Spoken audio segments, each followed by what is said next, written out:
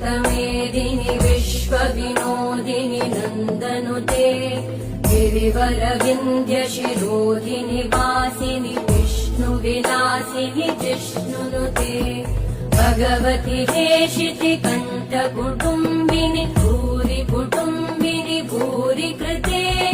जय जय हे महिषासुरमर्दिनि रम्यकपर्दिनि शैलसुते